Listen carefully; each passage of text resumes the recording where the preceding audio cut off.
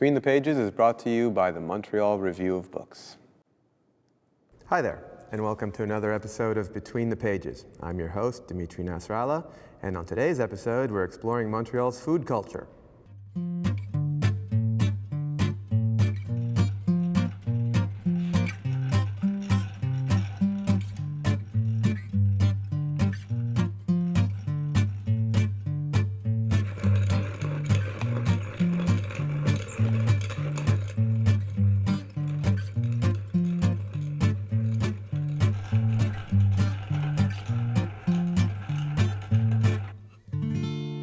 To anyone who lives here, it's no big secret that you can grab just about any nationality of food anywhere within the city. We have a bounty of offerings at our disposal.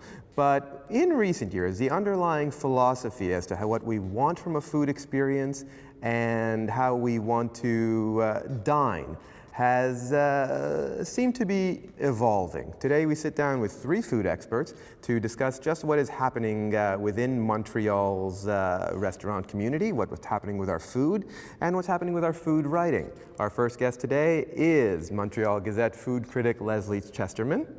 We're also joined by Michelle Marek, who is the head chef, I believe, at the Société des Arts et Technologies Foodlab. On Saint-Laurent, just north of René-Lévesque. And finally, we are joined by Cult Montreal food writer J.P. Karwcki. Thanks to all of you for joining us. Lesley, I'd like to start with you, since you perhaps, you've been writing about food for the Gazette since 1996. Yeah. So coming on 20 years next year. I'm the granny at the table. You've eaten everything this city has to offer. I've eaten a lot, not all of it, but a lot. How would you describe what's going on out there with restaurants these days? There seems to be a proliferation of offerings and a proliferation of experiences. Is that somewhat accurate as to what's happening out there? Yes. However, I think it's wrong to think, having done this for 20 years, I think it's wrong to think that it's really booming today as opposed to booming 10 years ago. I don't know if necessarily today we have as much going on as we've had in the past 2 decades. I'm sure the year of Expo 67, there was a lot more going on. So sometimes it's not really about the quantity or even the quality, but are we evolving? Are we devolving? So in many ways, it's a great time for food in the city because there's a lot. Is it all great? No. Is there a lot that's great? Absolutely. I still am convinced that we're a great food city.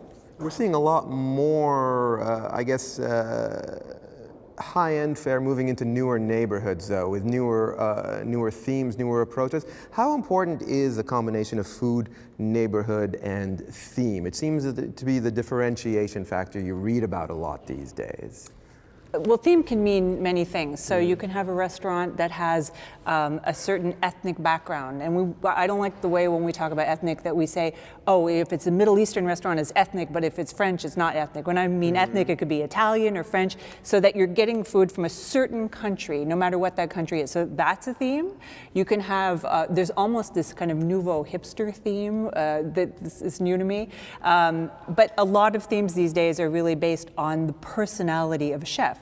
So in the past, we would go out for food based on an ethnic theme, but I think more and more on the high end, we're losing the idea of any kind of nationality tied to food, and we're going to eat a certain chef's food. So that's the personality of the chef. Because in the past, a lot of chefs would go and do stages in places like France, but now chefs are traveling the world. And when they come back, they say, well, I learned this in Thailand, and I learned this when I was in France, and I learned this in Denmark. So they're bringing a little bit of everything to the plate.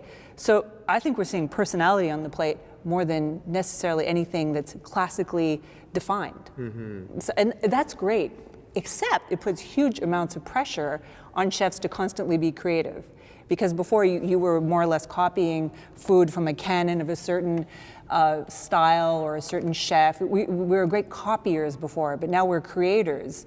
And I think constantly creating is very difficult. And yet we put a huge amount of pressure on chefs to be creative.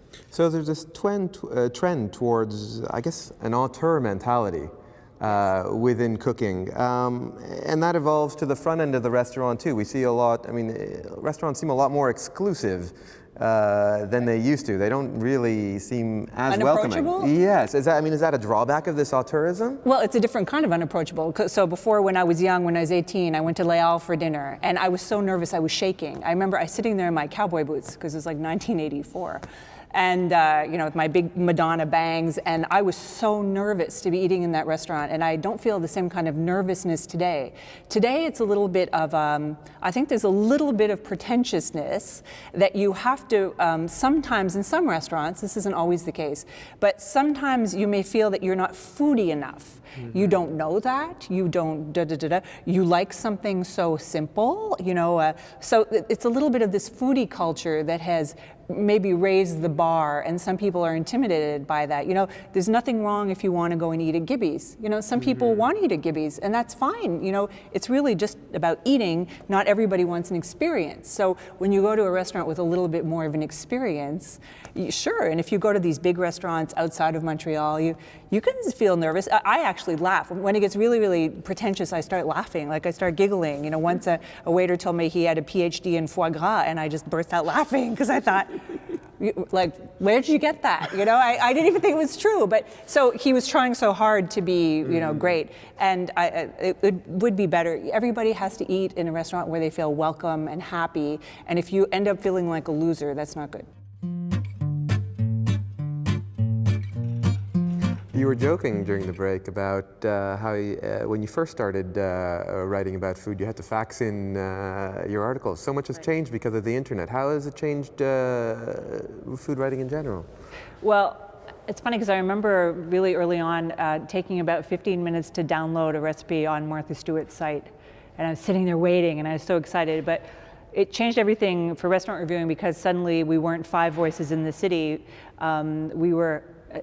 But it wasn't just even about blogs. It started with message boards like eGullet and Chowhound, and suddenly all these people came out of the woodwork, and you're like, wow, and sometimes much more passionate than any restaurant reviewer. These people were traveling the world, eating everywhere, extremely opinionated.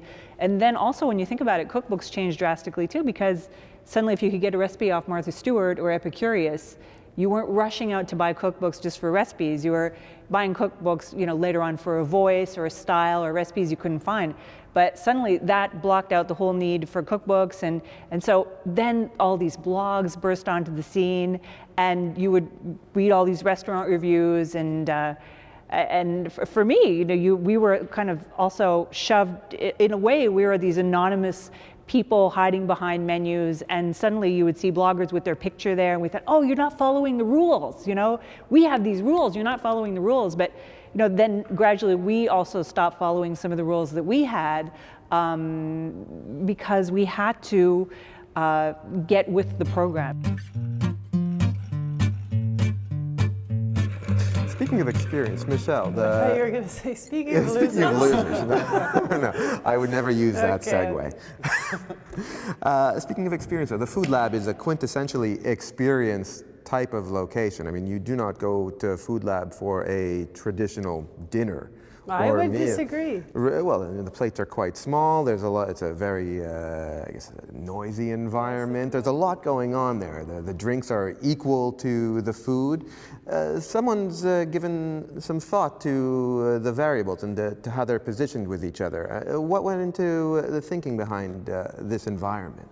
Well, it was really a sink or swim situation for us when we opened, because as you know, the SAT is a huge multi-use space that has very little personality on its own. It's what's inside it that really informs, its personality. So they put us in the third floor and they said, do something. And so we had to do it.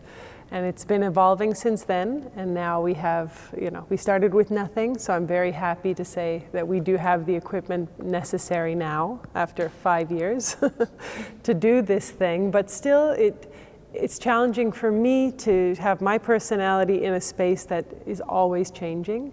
So you have to run with whatever's thrown at you, whether it's, a huge sold-out concert downstairs, where the sound check is like bubbling up into the restaurant, whether it's a group of 30 that walks in, because we're that kind of place. There's restaurants, you would never walk into some restaurants with a group of 30 unannounced, but we get that because people just expect us to roll with whatever happens. So that's definitely a challenge for the day-to-day organization aspect of it.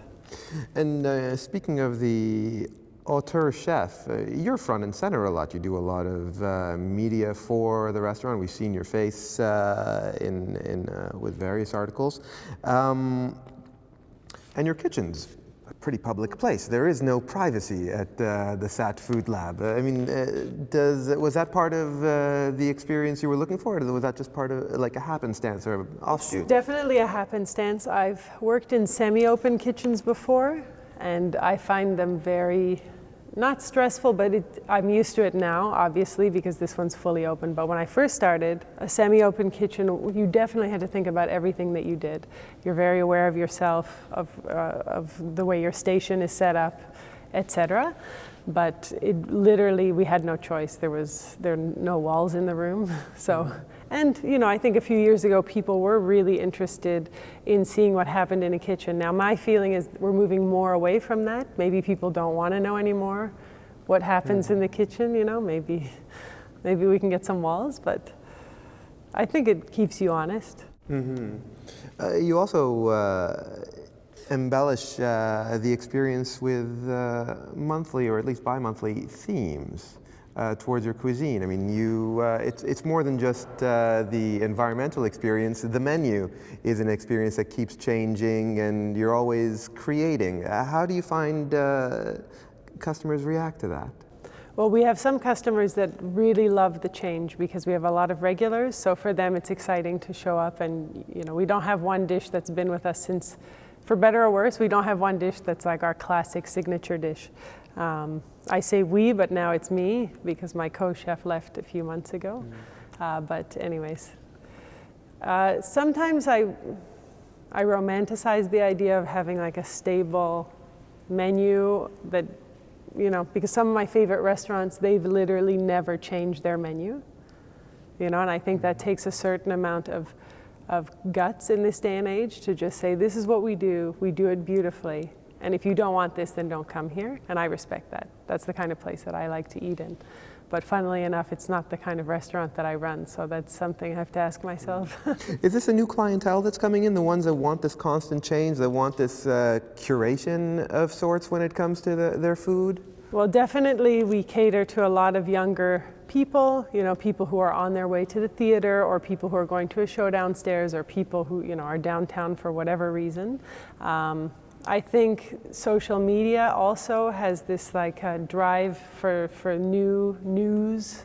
Like before, I don't know, 30 years ago, there would be the main food critics, for instance, like that were part of some really important either newspaper or some kind of group, or whatever it is, a committee that would decide on what the best restaurants are. But now we see that it's kind of wide open. We've got people with little or no experience who are just like literal amateurs, but who love writing, or they want to try their hand at it, and blogs, podcasts, like it goes on and on. So that's kind of, I feel like it kind of plays into that. Like there's websites that thrive on news, you know what I mean? And they're constantly looking for the new angle, and I don't know if it's always there. You began as a pastry chef, didn't you? Yeah, my first few years were just in pastry, which I still love. But I like the challenge of mixing things up. Plus, it bothered me that I was like the thing at the end of the meal that people could opt out of. They were always full by the time. Yes, I feel I had more to say. So it's good for me to branch out, because with the food industry changing, I didn't want to be so dispensable in a certain way. There's very few restaurants now that can afford a full-time pastry chef. So, it was just me reacting to the climate, really. So, but I still love pastry, and it's probably what I'm best at. But I do less and less of it. JP, I'd like to bring you into this conversation. Do you, when you're writing, do you sense that you are following hype, creating hype? I mean, with the amount of energy that goes into finding angles on these restaurants as being presented out there by the Eater Montreal types. Are you speaking to that? Do you have to address that? Does that change the conversation? I'm not particularly one for sensationalism myself. I don't like to try and follow suit on if there's that much hype, then it should be written accordingly. I personally find that if I'm ever actually approaching a restaurant, that I just want to be able to look for the aspects of that restaurant that's unique to it, but also celebrate what might be traditional about it too, and try to cover those in as much of a full-bodied article as best I can. You know, I wouldn't say I necessarily try to, match that kind of sound bites about restaurants and then try to match that necessarily. What are we developing a dependency on the Yelps of the world and all these peer-reviewed sites? I mean, a lot goes into whether the reviews there are valid, and yet it influences a lot of people when making their decisions on the fly. Has that changed the dining experience somewhat? The geolocation, along with the reviews being just available to you, is. Well, I wonder how many of us around the table have actually bothered to check Yelp in order to know whether or not we want to go to a restaurant. But it's interesting. I feel it's kind of reflective of maybe even the share economy a little bit. Now it's not so much that we rely on opening up the newspaper to see the latest review on one or two restaurants, but now we have we're inundated with a constant amount of information from just individuals who want to share their experience about a restaurant. Personally, I don't really like to use Yelp. I kind of like to go the more traditional route of checking out newspapers, checking out blogs or websites that are solely focused on food. How long have you been writing for Cult Montreal? I've been writing for them for about a year now. It started off with one book review, and then it led on to food after that. So now I've been writing regularly for food, and I'm really excited to be writing for Cult because they are a alternative newspaper in the city, arguably the premier alternative newspaper in the city. And I really like what they actually bring to media in Montreal at that point, because especially for food anyway, they like to try and bring it to a little bit more of a bare bones approach. They don't want to cover anything that's too extravagant, something that everybody can try. Well, perhaps I can open this up to the table. When we are looking for information about making our choices as to where to dine, is there such a thing as a definitive review anymore, or have we democratized the opinion process to such a point where it's hard to know where to look? I think you can, no matter what restaurant you're going to read about, you're going to find good and bad things. So it just depends. I think most people who are looking up a certain restaurant have already made up their minds whether they want to go there or not, and you will give more credence to the ones that fit in with what you're hoping to read. But I don't know a single restaurant, for instance, on any of these sites that doesn't have horrifying reviews like 0 stars, this was the worst, the waiter was awful, to like completely glowing. And you know what? They're probably both right, because it depends on the mood the customer is in, the mood of the restaurant. What's expensive to you is a great deal for me. What's too simple, they didn't do anything here, to me it's like exciting. You know, who knows? You know, it's and we all have the right to our opinions, but it makes it very hard. I think if you literally were to try to find a restaurant based on these reviews, it's impossible, because they will run the gamut. It's rarely just the food anymore that we're talking about when we talk about these things. It's everything from when you walk in the door to how long you're waiting for things to arrive. How much of that do you take into account? Well, I only look at these sites. I never really look at Yelp unless I want to laugh. But I really look at TripAdvisor. Yeah. So what's interesting about TripAdvisor to me is that when I travel, I often look at TripAdvisor. So I was in Aix-en-Provence and I found a place that, got rave reviews, and I sat there and I was all happy and I thought, oh, I'm surrounded by Americans, right? There's not a single local person here. And I realized that every review that I read of this restaurant, which is a really crappy steak restaurant, was written by Americans, So maybe I should look at, the French reviews or the local reviews. But the thing that really grabs me is, having been doing this for 20 years, having eaten in, reviewed some restaurants. There's a restaurant called La Lou in Montreal. I think I reviewed it almost 8 times. So I look at these lists, and I look at so when I want to travel, I look at TripAdvisor, okay? But I'm very cagey about that. But when I'm looking at what I see for my city, I'm shocked, because the rating, certainly TripAdvisor, is not what I would have done. Now, these are all based on people, and as Michelle said, everybody's allowed their opinion. But one big part of restaurant criticism is that when you I haven't been to all the restaurants, but when you go to many restaurants, you kind of understand a little bit of where restaurants, if you're listing them, you can actually, by stars or by you can start to see restaurants as a list. But I hate lists. And my list wouldn't be the same as Michelle's list, or we'd all have a different list. But if you're analyzing it in a professional way, sometimes the restaurants that I see on the top of the list are a huge surprise to me. So I think, well, they're obviously doing something right, but is it because they're putting pineapple in the food? What I say to myself, why?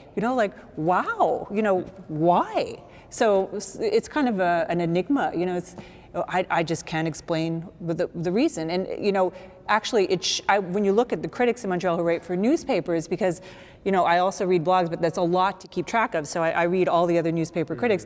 More or less, we kind of agree. It's very rare that we'll have very strong opinions that are different. More or less, we disagree. But then you look at TripAdvisor and you go, whatever, And so there's a little bit of whatever. And yet, I still rely on it when I travel. It's difficult to navigate all of that information, though, because when you have individuals giving their opinions, their comments, that you have to be careful with exactly what expectations are they working on, more often than not. Sometimes you can go to a new restaurant and forget that they're still trying to take off the training wheels necessarily, trying to figure out how the service is going to work, trying to figure out how best to portion out the dish that they just created. They're really excited about it, but they have to figure out the technicalities. And sometimes, you might have a newcomer go on Yelp and say, oh, it was terrible, the service, it took way too long for my first dish to come, it took way too long for this, server couldn't remember this, and I'm thinking, well, the place has only been open for 3 months.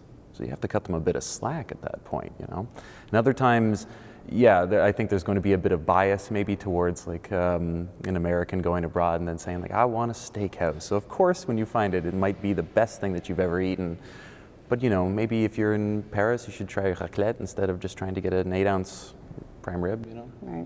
And service, as you said, if you read those reviews, somebody along the way got insulted. There's something that happened about the service. It's not always about the food. It's either about cost or somebody along the way insulted them. So that's often the thing. There's a lot of stories that have come out too solely about just what the waiter or waitress will have written on the receipt. There's a lot of, I'm sure we might have all read a sensationalistic story about never come back, or we hate you. Yeah, we hate you, or something along those lines. There's vitriol in the service industry at that point, but people are able to concoct whole stories that get a lot of traction. People really attach to that kind of thing too. So, Michelle, what do you do when this happens to your restaurant? I mean, this must inevitably happen. Just the odds of someone having a negative experience from somewhere along the way in the chain are out of your control. Has this happened, and what can you do about it? Well, if you can, usually you see it happening. Even I can see it from the kitchen, either someone comes in, they already hate it, or they don't click with the server. Sometimes it's just a matter of personalities. They find them too flippant when actually they're just trying to be not uptight, so it reads differently to different people. So we obviously try to do what we can in the moment. There's no pleasing everyone. Sometimes you just have to cut your losses and be like, wow, this person just shouldn't have come here, or sometimes it's literally like the server went crazy, punched in all the wrong stuff, and then we do our best to try to explain that to them, but it's hard when we're not the voice of the restaurant, so you're often in this unpowerful position when you're back at the house, because front of house can say the kitchen totally screwed up your order. Meanwhile, we're like, you punched in the wrong stuff. No, well, it's rarely the kitchen in that case. So it's I bet you the customer would be way happier to hear, you know what, I'm having a terrible day. I completely misheard you. Here's a drink. I'm sorry for the wait. We are on it. because honesty is always the best policy. I would like to know if I'm waiting for my drink forever and no one even acknowledges that I'm waiting, that's an odd feeling. At least if they're like, oh, you haven't had your drink yet, let me, not that I'm obsessed with drinks, but clearly I am, but you know, and then I feel like, oh, something's in motion, they have recognized that I'm waiting. Never ignore, this is the worst thing you can do is just go, I don't want to go to that table. Your job is to go to the table, make it right. I mean, you bring up the notion of drinks jokingly, but I mean, there's some seriousness to underlying that too. Does it seem like the balance between bars and restaurants has kind of been conflated? Do people want both in one now? I mean, the wine list is just as important at Foodlab, for example, as the menu. And you see that with craft cocktails and all the likes, and the prices going up there as well.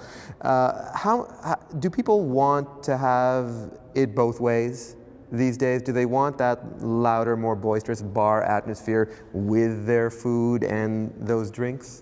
Well, I'd say not everybody, because I get letters from readers who, I've had more letters from readers saying that I don't mention noise levels enough. Which is a big thing now. People do complain about the noise. It's very hard for a critic to talk about noise levels, because on a Tuesday night when I eat, it might be very quiet. And on a Friday night when they go, it might be very noisy. It's not at all consistent. And I will always mention it if a room is very noisy, but otherwise, I mean, and also, what can I tolerate? What can they tolerate? I like David Bowie. Maybe they hate David Bowie, you know, because there's a lot of David Bowie going on in the background of Montreal restaurants right now. It's like David Bowie and the Doors. We should stop, because, so it's all this matter of what your tolerance level. But you know, there are a couple of restaurants in Montreal that are a bar with food, right? So this is a big trend. And God, I love cocktails. I'm a little bit of a lush, so I like 2-3 cocktails, great, and the food's coming and everything's great. But you know, I'm 48, so I think I mean, there are a lot of hip people out there. There are a lot of hip people who are 70, and there are a lot of unhip people who are 25, okay? So let's not, you know, no ageism here. However, I'm starting to feel a little bit like, you know, I've got to be out of there by 11 because I'm tired, you know? So, but this is a real scene, and yet I'm all for that because it's a great thing, but we're getting a lot more of that, and we're getting a lot less of what we call fine dining. So if it all turns into Montreal being a bunch of bars with food, sure, that's fun and great and everything, but gastronomically, or as a reputation for a city that has a great food scene, we're losing a little bit. I'm all for those restaurants, but if everything that's opening up is in that genre, it's not great. It's not great. And you know, after a while, we have to settle down on the cocktails. You know, also, there's a huge push to have people to drink in restaurants now. And as somebody who likes to drink and always writes about wine when I go, and I love a great wine list and I love a great cocktail list, but sometimes I'm walking out of a restaurant and I've had 4 or 5 glasses of whatever. So I think we have to be more and more conscious of this, that a lot of people are leaving restaurants, you know, and it's very appealing. We've made drinking extremely appealing in restaurants, and you know, I'm first to do it. But I'm starting to look at this, and I see a lot of this. So sometimes in these cocktail places, cocktail is a very strong drink. So I worry sometimes about a lot of drinking going. I look around me now, I'm turning in, you know, I'm a mom, right? So, but I do look at the drinking, and sometimes I just feel a little, I see a lot of drinking around me, more so than ever than I did before. But I wonder, well, I think margins play a lot into this. What people are willing to pay for food differs extremely for what they're willing to pay for alcohol. And that's a societal problem. I would love to see people willing to pay for what food actually costs, not like there's chicken farmers who sell their chickens for less than it costs them to raise them. This is insanity. This is not sustainable. It's not good for our economy. It's not good for the farmers. It's not good for the consumer. We need to start paying what it actually costs without the subsidies, without like necessitating these humongous farms to make it profitable. I mean, and I have a lot to say about like the sustainability of food because it's my business. But I see that clients are way more willing to pay for booze than they are for beautiful food produced in our province. So are the drinks, in a way, subsidizing the food? Absolutely. I mean, this is where the margins are shifting. So we all rely on alcohol sales to allow us to support these producers, because if I told you, you know, what I paid for that bag of turnips, you'd be And I'm like, but it's biodynamic, it's local. This guy like sings to his turnips, and they're amazing turnips. And you're like, yeah, but it's a turnip. I'd rather have a Manhattan, you know, and It's not pay. as sexy to have. So $14 cocktail, but a $14 starter appetizer to a lot of people will be too much. exactly. So there's a balance that needs to be rectified. Well, I'm glad you brought up the sustainability in the producer, because that's another one of the trends we might not be seeing parallel to the cocktails, but people seem to care a lot more about where their food is coming from. But it seems to have a limit to it from what you're saying. They'll care up to a certain price, and then they don't want to care anymore. Is that the dynamic you're Well, seeing? there's certain restaurants that are known for that. Okay, as an example, there's a few other fine dining restaurants where when you go there, you know what you're up, you know you're about to spend $150 per person, and you're okay with that because either it's a special occasion or you have the funds or you're just curious, you're traveling. But the rest of us fall into this like middle category where people are supposed to come, you know, once a month, or, you know, it's not a special occasion place, but we're still trying to offer and support our local producers, because there's no way these guys can grow this stuff for 3 restaurants, you know. So it's a difficult question, you know. Sorry, oh, you looked like No, you no, wanted to say it's fine. I was just thinking to follow up on what Lesley was saying, that at this time it seems as though bartenders, let alone sommeliers, are receiving the same kind of pressure. Mixologists. Yes, Not mixologists, careful, yes. it's mixologists. Of course, sorry, drink scientists, right? right, Yeah, right. that they seem to be receiving the same kind of pressure. I don't know if they feel it the same way as chefs do, to sort of maintain this, have consistent creativity, have consistent novelty to everything that they're doing. There are bars in the city that are trying to do cocktails that are, you know, I've seen like beer slushies before, these kinds of things. They're always kind of weird, little bit new sort of thing. But I kind of wonder whether or not they're feeling the same amount of pressure as chefs might, you know. Yeah. Because, I mean, there's an altruism going on that side as well. I mean, there's almost equal billing in some of these places. You want your mixologist up front and your chef out back. I'd like to get back to the sourcing of the food, though, because, I mean, we live in a province with a great abundance of locally sourced food. Do we take enough advantage of it? Are there enough restaurants taking advantage of it to make a difference to these producers? Should we be eating locally more than we do? Is it at a good level as it is? The one thing that I've found pretty interesting, because I'd have to say I'm probably I'm the biggest novice here at the table when it comes to food writing and thinking about food and where it comes from. But it's always struck me as a really interesting thing that we have this huge wave of people.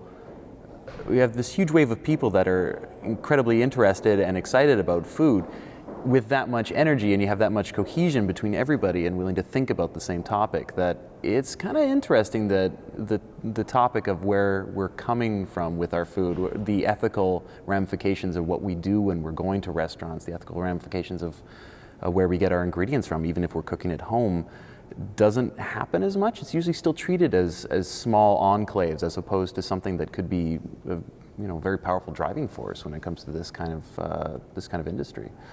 We could all agree together that we'd be able to source our food far more locally. I mean, like the 100-mile diet has been around for a long time now, especially in a province like Quebec.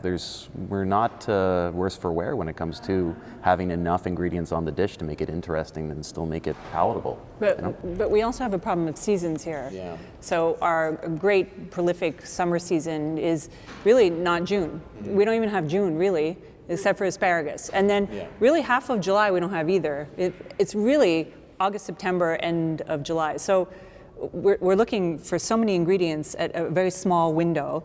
And then in the winter, we all eat so many root vegetables, especially as a restaurant critic. You know, by the end, as much as I love turnips and I can eat them for breakfast, by the end of, April, I'm like, oh, give me something green and local. But when we don't, I think, realize how far we've come, because when I was a pastry chef back in the 90s, we used to buy applesauce from France. Okay, so we wouldn't make applesauce here with Canadian amazing apples. So many apples. We would buy applesauce from France because we thought it was, and we'd use applesauce from France out of a can. And nobody would do that today. Michelle is probably shaking at the thought. Well, I'm afraid we've run out of time for a conversation that seems like it only just got started. So much more room we could cover. I would like to thank our 3 guests for joining us today. Lesley Chesterman comes to us from the Montreal Gazette, where she's a food critic. Michelle Marek comes to us from the SAT Foodlab, where she is the head chef. You can also read her at the Endless Banquet blog that she maintains. And finally, JP Karwcki joins us from Cult Montreal, where he writes about food there. I'd like to thank the Gaston-Miron building once again for hosting us. And until next time, go out and have a good meal.